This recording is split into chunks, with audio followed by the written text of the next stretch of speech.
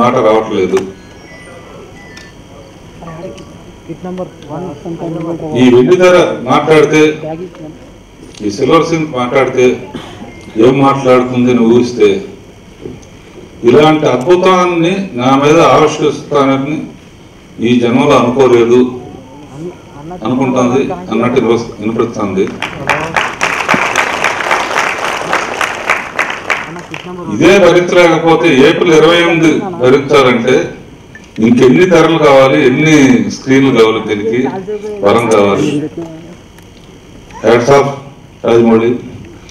Rajamouli and your team, ఆర్టిస్టులు కానీ technicians కానీ పనిచేసిన బాడీకాడ నుంచి మీ అందరూ ఎంతో అదృష్టవంతులు. నిజంగా ఒక అద్భుతాన్ని ఆవిష్కరించారు. ట్రైలర్లోనే ఇట్లా ఉంటే ఇది నెల రోజులు ఎలా ఓపి పట్టి ఉంటారో నాకు అర్థం. నేను మట్టుకైతే ఇది రోజు ఓ ప్రచారం చూస్తాను. అండ్ ఎందుకన్నా అందుకే మాటలు లేవని చెప్తాను కదా, ఇది నిజంగా మనసులో నుంచి వచ్చిన మాట. ఇది మా అల్లుళ్ళు ప్రొడ్యూస్ చేసిన రాజమౌళి, మేమందరం ఒక కుటుంబం. అండ్ దృశ్యం ఎంత అద్భుతంగా ఉందో, శబ్దం ఇంకా చెప్పడానికి వీల్లేదు, మా Keeravani. And we'll all wait for the great and grand world release. All the best. సాహో రే బాహుబలి. అందరికి నమస్కారం అండి. సినిమా రిలీజ్ అవ్వడం అనేది వాన పడడం లాంటిది అయితే, ట్రైలర్ అనేది ఉరుము లాంటిది.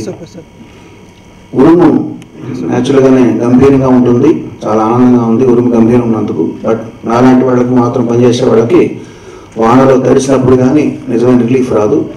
త్వరలో తడుస్తామని, ఆ వానలో మన అందరం కూడా తడిచి ఆనందిస్తామని ఆశిస్తున్నాం. Thank you. Good morning everyone అండి. It's the last 5 years. It's been a long journey, and this is the starting of for the conclusion. Telugu koncham. So I hope all of you like the trailer, and hope that you'll enjoy the film also. Thank you. అంటే నేను చెప్పేవాడిని, మీరు కదరా మేమే waiting cinema చేస్తా. ఇంక ఇలాంటి అద్భుతం చూసిన తర్వాత ఈ 1 month కూడా ఇంకొక మాకేదో గండం కింద గడుస్తుంది. You're also waiting sir. నమస్కారం అండి. ఇందాక రాజేంద్ర గారు నాకు నిజంగా మాట్లాడలేదు, ఎందుకంటే 5 ఏళ్ళు అంటే ఒక నటుడుగా నాకు 7 ఏళ్ళు అంతే, 5 ఏళ్ళు ఇక్కడే అయిపోయింది. మా ఇష్మతి లాంటి మా గొప్ప సామ్రాజ్యాన్ని మీరు ఏప్రిల్లో చూడబోతున్నారు. Please, I hope all of you enjoy your selves, enjoy and experience this great kingdom like we all did, and thank you sir for making me part of your vision. Thank you very much. Trailer ఇలా ఉంటే picture ఎలా ఉంటుందో ఊహించుకోండి.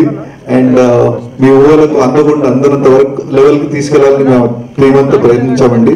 So అది మీ ఊహించిన దానికంటే చాలా అద్భుతంగా ఉంటుందని అనుకుంటున్నాను. Thank you. Hi, good morning. Trailer చాలా ఎక్సైటింగ్ ఉంది. హోప్ అందరికీ నచ్చుతుంది అనుకుంటున్నాం. అండ్ థ్యాంక్ యూ రాజమౌళి గారు and team for making us part of it. 5 years ఉన్నందుకు ఇంత సెకండ్ కూడా ఇప్పుడు ఈ ట్రైలర్ చూడగానే మొత్తం బాధలన్నీ మర్చిపోయాం. So thanks Raj, thanks for the whole team. Thank you. At this moment, I think the fans will be in the euphoria of watching the trailer. But as the euphoria dies down, as we have been telling, we introduce the characters. We just introduce the characters. We just gave them what the characterizations are about. And in the conclusion, you are going to see the drama between them. That's the main thing that we are going to see. The Bahubali franchise, the war is a part and parcel of Bahubali franchise. No, I'm not at all bothered. ఎందుకంటే మనం cinema చూసినప్పుడు first half చూస్తే second half ఏంటో guest చేస్తూ ఉంటాం. యాక్చువల్గా ఇంకా movie buffs అయితే సినిమా స్టార్ట్ అయిన within 10-20 minutes they will be guessing what the second part is going to be. Some of them are right, some of them are wrong. It doesn't matter. It is what matters is important విషయం ఏంటంటే దాన్ని ఎంత ఇంట్రెస్టింగ్గా చెప్తున్నాను. మన for example epics like Mahabharatam, Ramayanam లాంటి సినిమాలు తీస్తే మన కథ ఏంటో తెలుసు, but still we want to see the drama. ఎంత అందంగా చెప్పామన్నది important. And most of the theories ఇప్పుడు నేను చూసిన దాంట్లో most of them are wrong, and few are little bit close here and there. But ఒకవేళ అందరికీ కూడా ఎగ్జాక్ట్గా గెస్ట్ చేసినా సరే I'm not worried about it. ఆ పాయింట్కి ఎలా రీచ్ అవుతాం అన్నది more important. Second thing, as I said, నాకు డైరెక్ట్గా ఎప్పుడు నాకు ముందుకు వెనక్కి వెళ్తూ ఉంటాను. ట్రైలర్ కట్ చేసినప్పుడు కూడా కొంచెం టెన్షన్ ఉంటుంది అటు ఇటు వెళ్ళినప్పుడు. But when I see it as a whole, once the BGM comes, once పెద్ద బీజిఎం వచ్చిన తర్వాత నా ఎక్స్పెక్టేషన్ లెవెల్ కన్నా ఎక్కడికో దాటేసి వెళ్ళిపోయింది. He gives an extra twist. దానికి లైన్ దాటేసి పైకి వెళ్ళాల్సిన twist he will give it. So I'm more than happy about it. Amarendra బాహుబలికి కొంచెం ఎక్కువ ఇష్టపడ్డాను శివుడి కంట. చాలా తక్కువ అండి. చాలా సార్లు ఇదే ప్రశ్నకి సమాధానం చెప్పాను. ఫస్ట్ బాహుబలి కథ సినిమా అయిపోయిన తర్వాత బాహుబలి పార్ట్ 2 తీయడం కాదండి, ఒక సింగిల్ స్టోరీ బిగినింగ్ నుంచి ఎండ్ వరకు ఒక సింగిల్ స్టోరీ. ఒక సినిమాలో దాన్ని మొత్తం తీయలేకపోతుంది కాబట్టి రెండు పార్ట్ల కింద విడదీసాం. సో మొత్తం అంతా ఒకటే కదా. బట్ బాహుబలి పార్ట్ 1 రిలీజ్ అయిన తర్వాత దాంట్లో వచ్చిన యూఫోరియా అది ఇది చూసి ఇంకా యాక్షన్ సీక్వెన్సెస్ లో కొంచెం ట్వీకింగ్ కొంచెం ఎక్కువ పెట్టడం, అక్కడ కొంచెం ఇంకా డ్రామాటిక్ గా చేయడం, అలాంటి చిన్న చిన్న ఇది ఉంది తప్ప బేసిక్ స్టోరీలో అయితే ఎటువంటి మార్పులు లేవండి. యాజ్ ఇట్ ఈస్ ఫస్ట్ ఏదైతే అనుకున్నామో చివరి వరకు అదే. ఇన్ఫాక్ట్ ఒక 20-30% ముందు షూట్ చేసాం కూడా, ఇంకా ఫస్ట్ పార్ట్ రిలీజ్ అవుతుంది. మాహిష్మతికి మార్పులు ఏం లేవండి. మాహిష్మతి అనేది చాలా పెద్ద రాజ్యం. మనం ఫస్ట్ పార్ట్ లో చూపించినప్పుడు మాహిష్మతిలో కొంత పార్టీ చూసాం. సెకండ్ పార్ట్ వచ్చేసరికి ఇంకా మిగతా భాగాలు కూడా చూస్తున్నాం. So it is first part లో మనం చూసిన తక్కువ, సెకండ్ పార్ట్ లో ఇంకా ఎక్కువ చూస్తున్నాం. ఒక క్లైమాక్స్ చేసేసరికి మొత్తం ఓపికలు అంతా అయిపోయింది అండి. 4 క్లైమాక్స్ షూట్ చేసే ఓపిక లేదు. స్టోరీ డిస్కషన్ అప్పుడు 1,00,000 పాయింట్ అనుకుంటాం అండి. బట్ వన్స్ షూటింగ్ వెళ్ళకముందే మొత్తం పాయింట్ అన్ని లాక్ అయిపోతాయి. 4 వర్షన్స్ షూట్ చేసి అంత ఇది లేదండి. This is piracy is a different issue and leakage is a different issue. Both are not the same. And this particular leak is some bug in the Facebook this thing. They are still trying to sort out why it happened. It is very irritating, but it is not something we can blame someone without knowing anything about it. So it's online now. We launched it. We are supposed to launch it at 5 p.m. So we planned so many things around it, but unfortunately we launched it earlier. But I think it's good news for the fans rather than being bad news. Tricks of the trade అంటారు కదండి. Director గా మనం కథలన్నీ చెప్పేటప్పుడు mass pulse కూడా కొంచెం తెలుసున్న డైరెక్టర్లు ఏం చేస్తారంటే తెలియకుండా ఆడియన్స్ ని రేకెత్తించి పెడతారండి. అంటే ఫస్ట్ పార్ట్ లో శివుడు తాలూ క్యారెక్టరైజేషన్ చూపించడానికి అమ్మ కోసం శివలింగాన్ని ఎత్తుకొని వాటర్ నుంచి నడిచి జంప్ చేసి వెళ్ళి అంత బలవంతుడిగా చూపించామండి. బలాల దేవుని చూపించినప్పుడు ఉత్తి చేతులతో దొనపోతూ ఫైట్ చేసి అంత బలమైన చూపించాం. సో వాళ్ళిద్దరు రైవల్స్ అని తెలుసు. సో అది రేకెత్తించి పెట్టడం అంటే అలాంటి బలవంతుడు ఇద్దరు కొట్టుకుంటే ఎలా ఉంటుంది అన్నది తెలియకుండా ఆడియన్స్ రేకెత్తించి ఉంటుంది. దాన్ని క్లైమాక్స్కి పెట్టాం. సో పీక్ అన్నిటికంటే జనాలు ఏదైతే ఎక్కువ ఎక్స్పెక్ట్ చేస్తూ ఉంటారో దాన్ని క్లైమాక్స్ పెట్టామండి. So the peak, the Everest peak cinema, Baahubali సినిమాలో ఎవరెస్ట్ పీక్ ఏదైతే ఉంటుందో అది క్లైమాక్స్ లో బల్లాల దేవుడు మహేంద్ర బాహుబలి మధ్య ఫైట్ లో ఉంటుంది. ఏదైతే ఉన్నాయో బాహుబలి కానీ, బల్లాల దేవుడు కానీ, శివగామి కానీ, కట్టప్ప కానీ, విజయదేవుడు కానీ, దేవసేన, అన్ని characters very very powerful characters అండి. అందరూ కూడా వాళ్ళు నమ్మిన సిద్ధాంతాలని, వాళ్ళు నమ్మిన ఫిలాసఫీని చాలా స్ట్రాంగ్ గా పాటిస్తూ ఉంటారు. సో అంత స్ట్రాంగ్ క్యారెక్టర్స్ ఉన్నప్పుడు వాళ్ళ మధ్య ఆ క్యారెక్టర్స్ మధ్య రిలేషన్షిప్ కూడా అంత స్ట్రాంగ్ ఉంటాయి. లవ్ కానీ హేట్ కానీ ఏదైనా. So Devasena characterization will be very strong అండి. ఆడవాళ్ళందరికీ కూడా చాలా చాలా నచ్చుతుంది అనుకుంటున్నాను. ద బిగ్గెస్ట్ థింగ్ ఈజ్ అది ఒక సింగిల్ లైన్ సెంటెన్స్ కాదండి.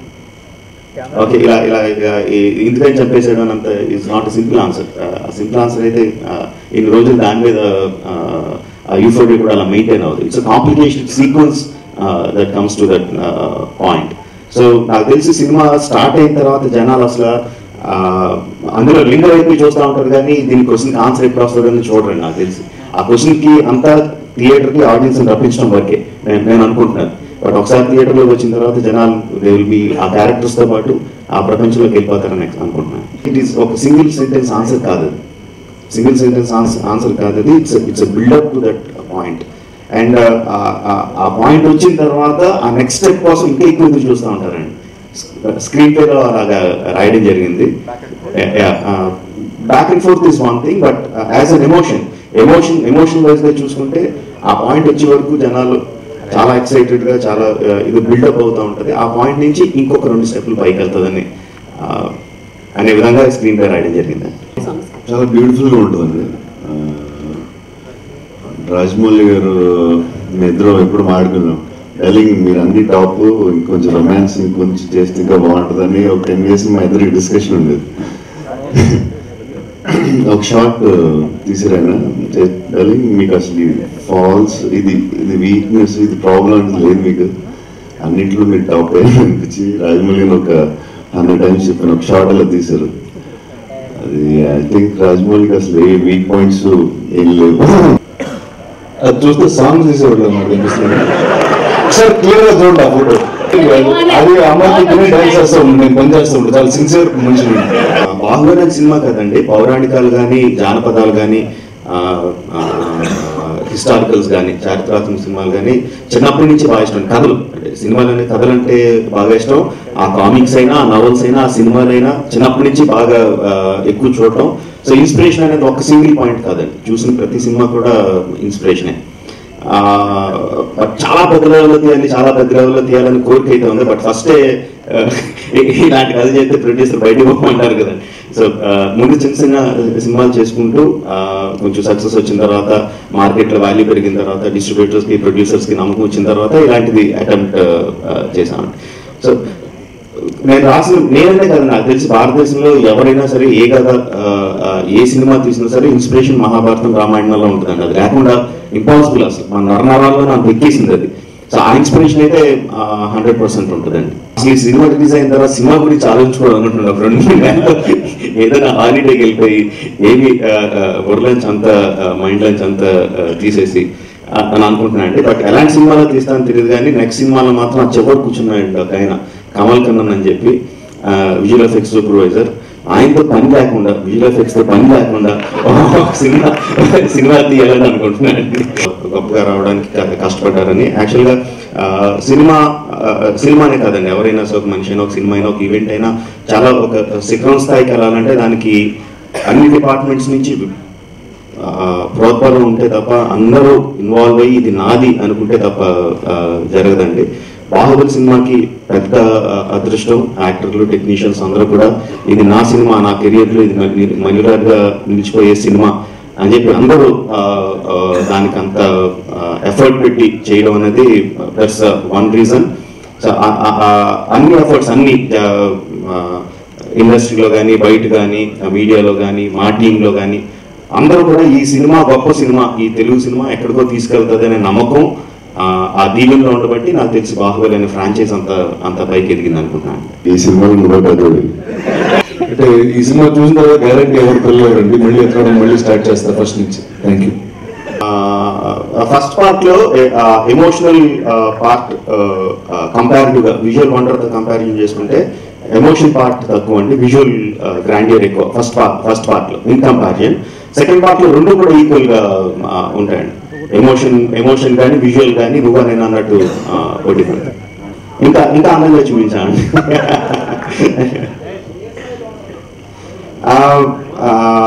అనుష్క మధ్యలో ట్రైలర్లో 2 షార్ట్స్ ఉంటాయండి. So that gives an idea Anushka ఎలా ఉండబోతుంది అన్నది. అంటే విజువల్గా అందానికి చూసుకుంటే అనుష్క ఎలా ఉండబోతుందో 2 షార్ట్స్ బట్టి తెలుస్తుంది. But as a characterization she will be much more very very strong. First part release ముందు ఇప్పుడు రిలీజ్ ముందు ఫస్ట్ పార్ట్ రిలీజ్ ముందు ఉన్న టెన్షన్ ఆ జీవితంలో ఎప్పుడు అనిపించలేదండి. దాన్ని అసలు అంటే కంపారిజన్ కూడా లేదు, లోయర్ కంపారిజన్ కూడా లేదు అప్పుడున్న tension. Because so much was at stake and we're experimenting so much. ఇంతకుముందు వెళ్ళని టెరిటరీస్లోకి లైఫ్ జాకెట్ లేకుండా సముద్రంలో ఉరికేసినట్టు, పారాషూట్ లేకుండా ఆకాశం ప్లేన్లో ఉరికేసినట్టు ఉరికేసాం. అప్పుడున్న టెన్షన్ ఇస్ చాలా చాలా హై అండి. అది జీవితంలో అంత టెన్షన్ అసలు సినిమాకనే కాదు దేనికి ఫీల్ అవ్వలేదు. సో ఈ సినిమాకి వచ్చేసరికి టెన్షన్ పాయింట్ చాలా తక్కువ అండి. జనరల్గా ఏ సినిమా రిలీజ్ అప్పుడైనా అందులో పనిచేసినప్పుడు కొంచెం టెన్షన్ ఉంటుంది. ఆ టెన్షన్ తప్పితే మోర్ కాన్ఫిడెన్స్ లెవెల్స్ ఎక్కువ ఉన్నాయండి టెన్షన్.